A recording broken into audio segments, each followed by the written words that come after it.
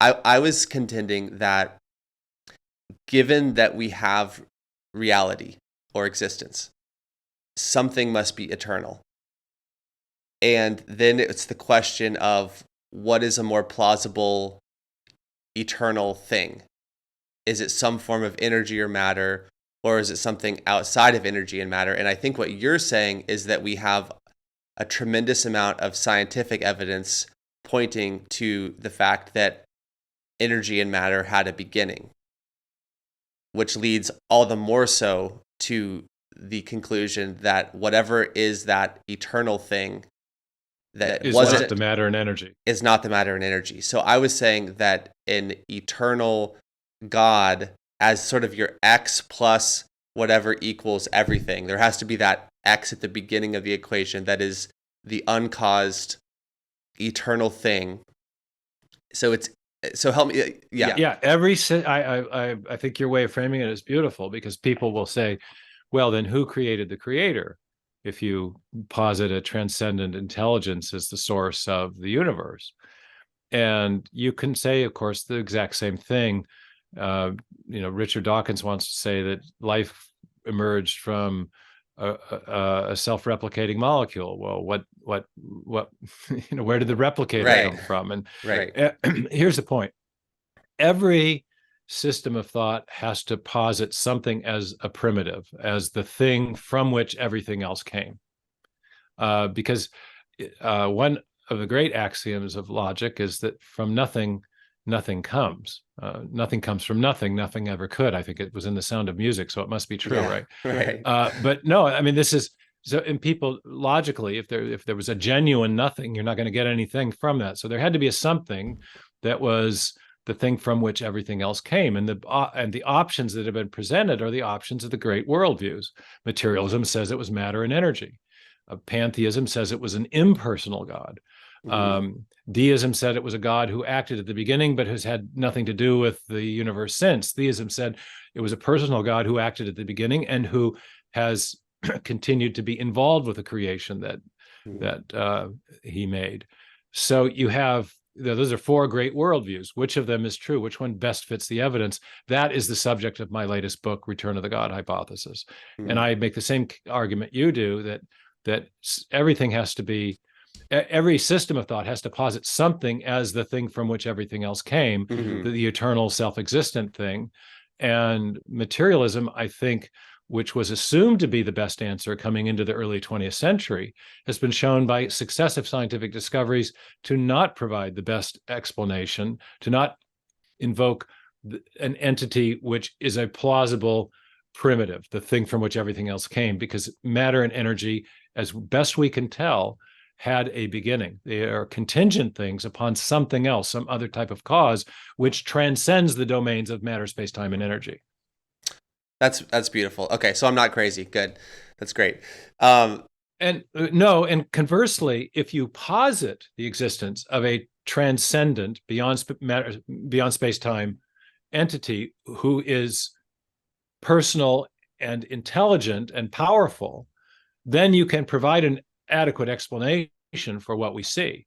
And there's a mode of reasoning used in science and philosophy. It was used by Darwin. It's called inference to the best explanation, where mhm. you posit that entity, which, if true, would best explain the evidence.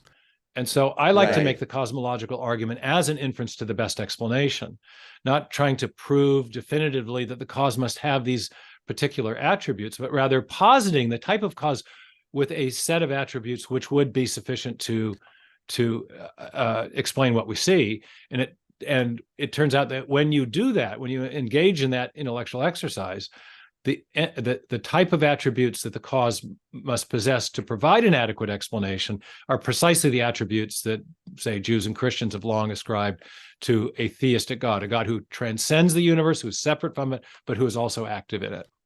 I want to transition into fine tuning, but I have to say something on that point really quick.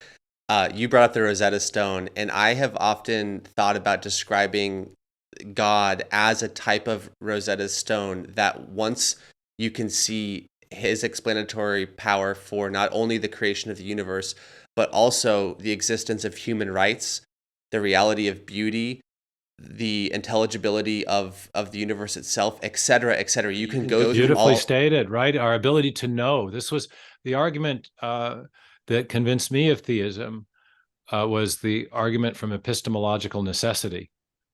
And in a conversation with Thomas Nagel one time over lunch, he asked me how I had become a theist and a Christian. I started to explain the argument to him, and the argument, the idea that theism uniquely underwrites our confidence in the reliability of the human mind and therefore our ability to know the world. And as I got halfway into it, he said, no, you don't need to explain this to me. He said, there's no question, said the great atheist philosopher, he said, there's no question that theism solves a lot of philosophical problems.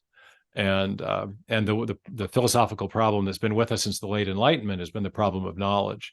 And it wasn't a problem during the period of the scientific revolution, because the early scientists were almost to a person devout Christians, and they believed in the intelligibility of nature because they believed in the reliability of the mind, given that our minds had been created in the image of God, who had also created the rational order of the universe. So there was in their view, a principle of correspondence, that the rationality that we have built into our minds is of such a kind that we can understand the rationality built into nature, the rationality in design and order.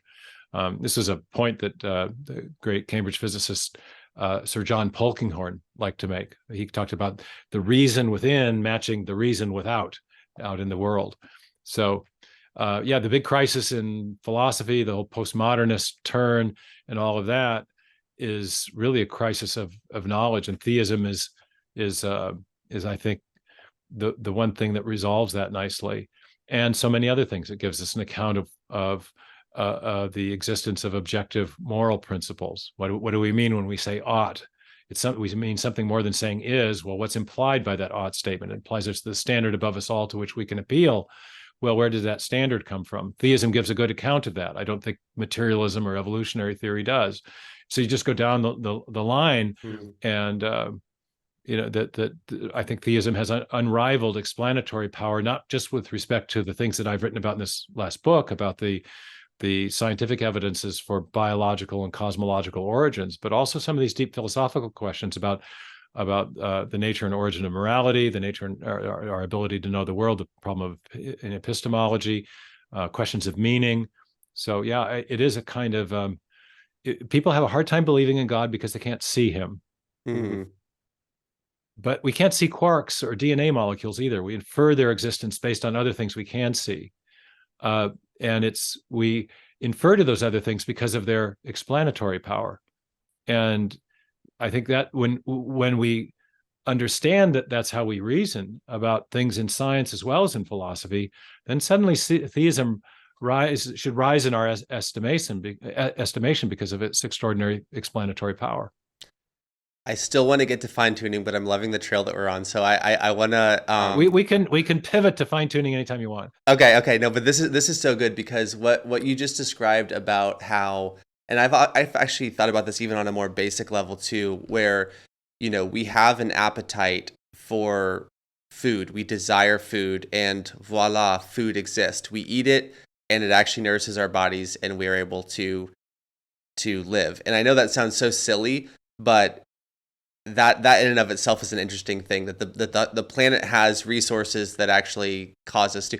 And so on that point, and also on the point of what you were talking about, of our mind is able to apply itself to the material world and arrive at conclusions that actually are true, and then which is what you were just talking about, and then also on the moral point, that we have moral intuitions that actually are universally agreed upon in the world at large.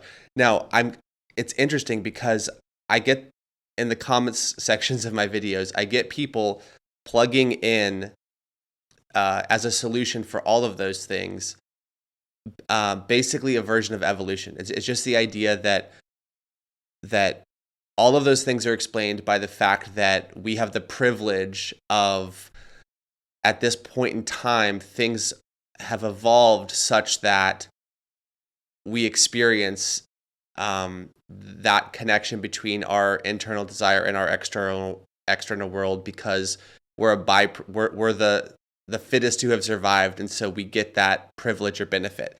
And I don't know if that makes sense or not, but I have always felt like that doesn't fully explain those realities, but I also can kind of see where they're coming from. I don't know if you have a thought about I have many thoughts about that. This video is sponsored by Atlas VPN, and there are 6 reasons that I chose to tell you guys about this company in particular. So, first of all, if you're already a VPN person, Atlas offers the best deal on the market by far. It's literally $1.83 per month, which is obviously extremely affordable. Number 2, if you're not a VPN person, one FYI here is that by using Atlas, you can access Netflix or whatever your thing is while in another country, which is obviously great. Number 3, with Atlas VPN, you can search the web without companies tracking your activity, selling your data, turning you into a commodity, which I don't know personally, I like my privacy. Number 4, if you have Atlas, it blocks malicious links, ads, and trackers and notifies you when someone is trying to steal your data, which is kind of important. Number 5, Atlas VPN helps you get the best deals while shopping online, which is really cool because you probably make back that $1.83 really quick. Lastly, a single subscription covers all your devices, which is obviously great. So that's it. Those are my 6 reasons to recommend Atlas. Click the link in the video description below. Check them out. Thank me later. Now let's get back to the amazing conversation that I was able to have with Dr. Stephen Meyer. Let's do it.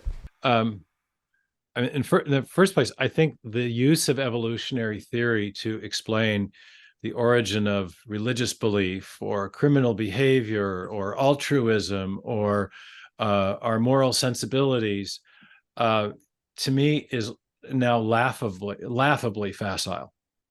It's extremely superficial form of thinking. We're having trouble using mutation and selection and other similar standard evolutionary mechanisms to explain the origin of protein folds, to explain the origin of body plans. The main thing evolutionary theory was designed to explain was the origin of new biological form.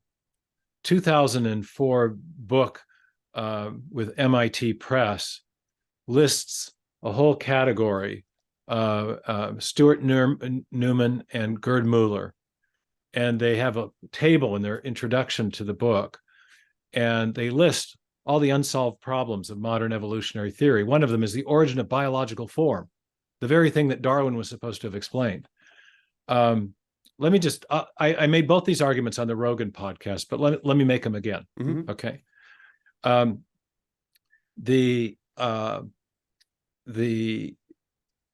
mutation selection mechanism, well, let's start here. If you want to build a new organism, we now know you have to have new information. It's just like in our computer world. If you want to give your computer a new function, you have to provide new code. So if you want to build a new animal form with new anatomical structures and therefore new types of cells, then you're going to need new proteins to service the cells, the new cell types. And so at the very least, you're going to need a lot of new genetic information to build those new proteins. So where does that information come from? Well, the standard Darwinian explanation is that new variation, biological variation, making new form possible, arises as the result of randomly arising mutations that are then, if successful, preserved and passed on by natural selection.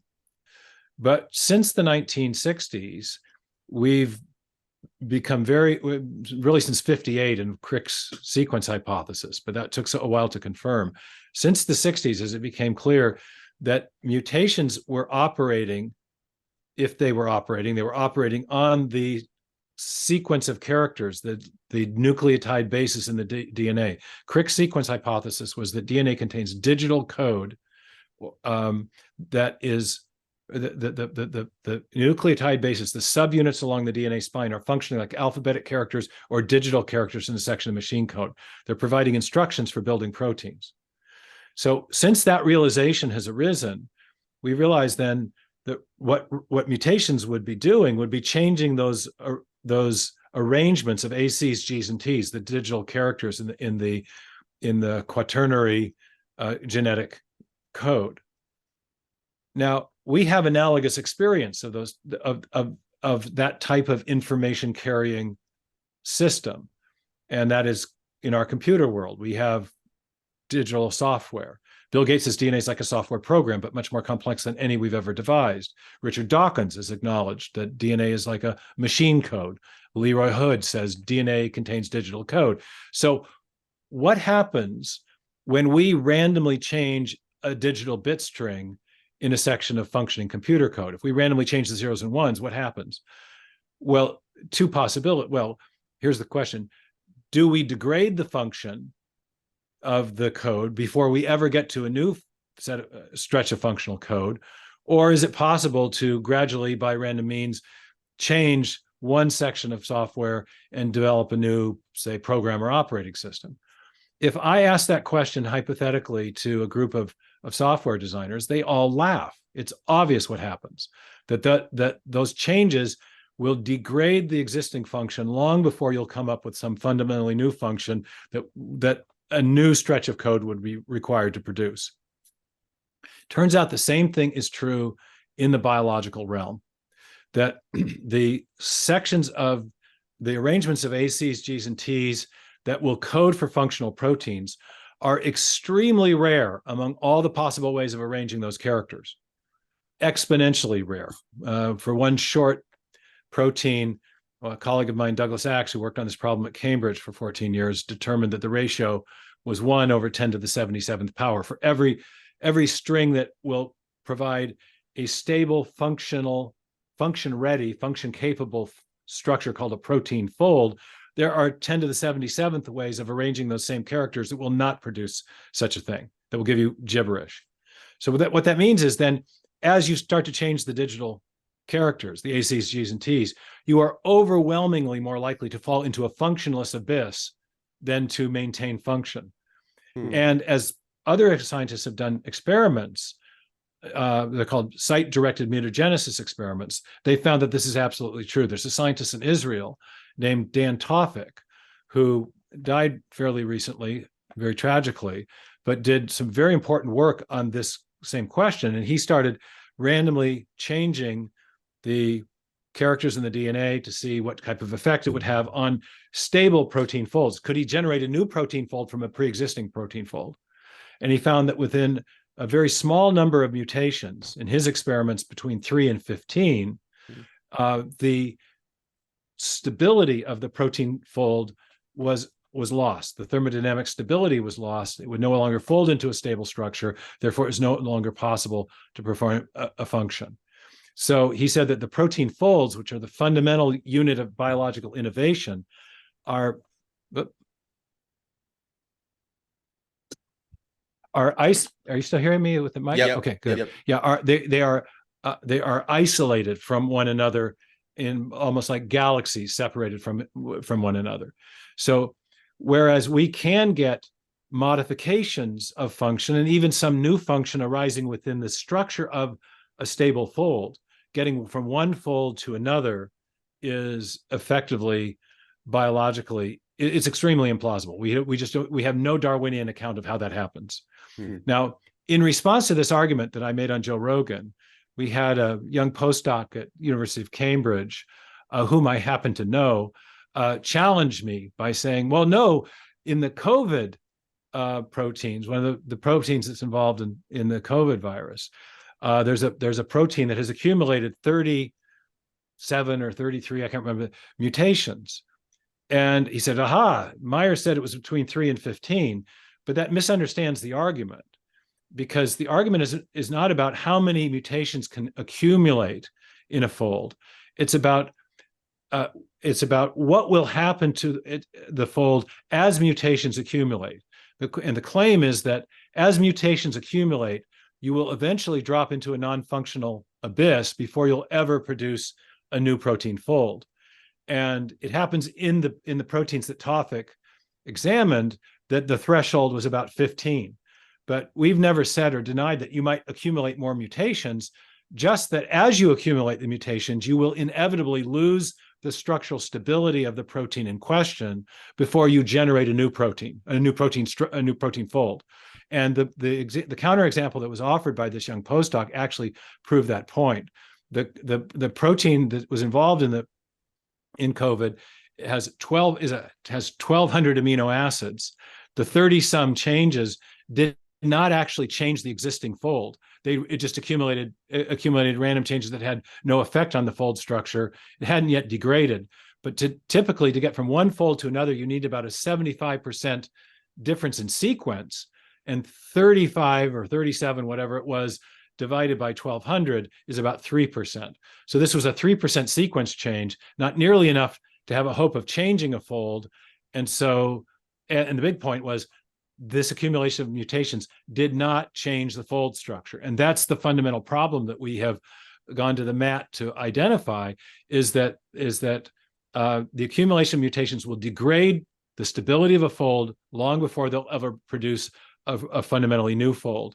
And there's, as long as I'm on this track, there's an additional reason for that. It has to do with the physics of fold stabilization or destabilization. As you accumulate those mutations, the fold will destabilize and lose structure, and at that point you can't get it back simply by randomly mutating. And what is sort of like the philosophical significance of everything that you just unpacked there, just to pin that? Well, it's the scientific significance first, and that is that neo-Darwinism, which relies on random mutations and natural selection, cannot give an account of the most fundamental unit of change in biological history. If you want to build a new animal, you have to have a new body plan. To build a new body plan is a unique arrangement of body parts and tissues, new anatomical structures and tissues.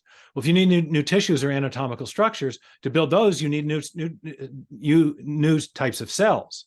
But new cell types require unique proteins. If you want to build a gut, for example, you've got to have digestive enzymes. But proteins are built from the information in DNA. And so to build anything in biology, at the very least, you have to have new instructions in DNA that are capable of building new types of protein folds, capable of new types of protein functions. And if you can't explain that, then you haven't really explained anything.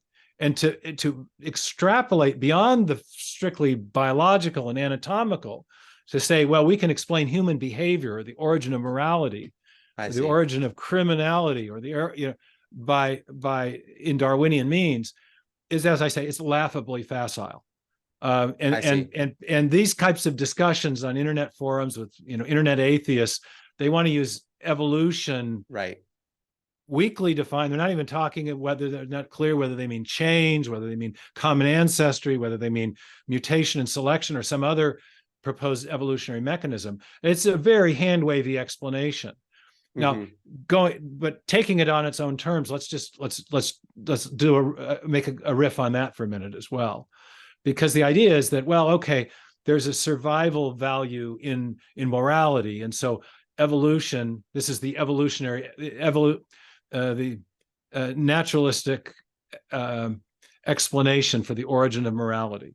So the basic idea is that morality, the moral intuitions we have, are a consequence, have been programmed into us by evolution. But so has an impulse to rape, pillage, and murder. So has an impulse to steal. And so morality, at the very least, is about distinguishing good from evil, the good course of action from the bad course of action.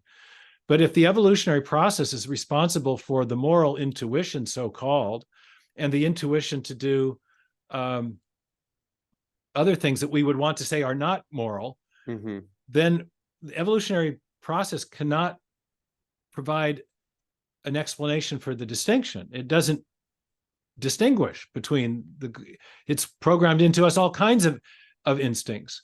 Then on what evolutionary basis can we distinguish between the instincts that we want to say are good and the instincts that we want to say are bad? We can provide no such account of that distinction, because it's all based on survival of the fittest, or the propagation of the genes, or what have you. The evolutionary account does not make it possible to provide a distinction or give an account of what that distinction is.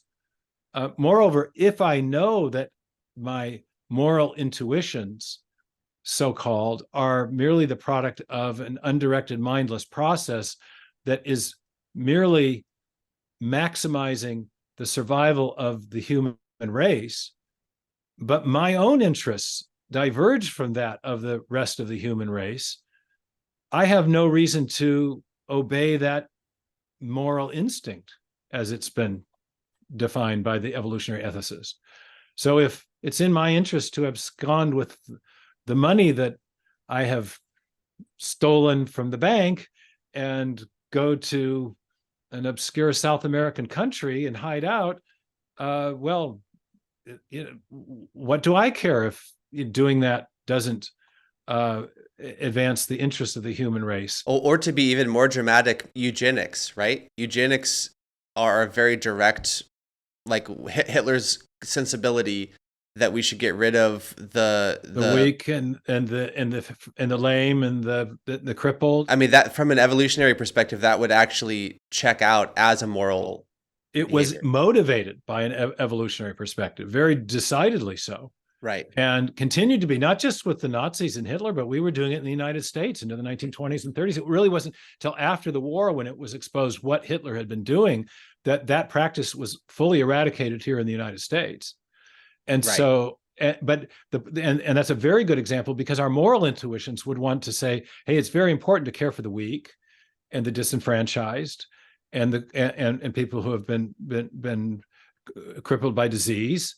And but the evolutionary argument there would be, to advance the survival value of the human race, we need to eradicate those things that weaken the gene pool, which was the Hitlerian argument, Right. which is grotesque, but it's morally grotesque, but it was also morally predicated on the very evolutionary theory that many now claim is the basis of morality.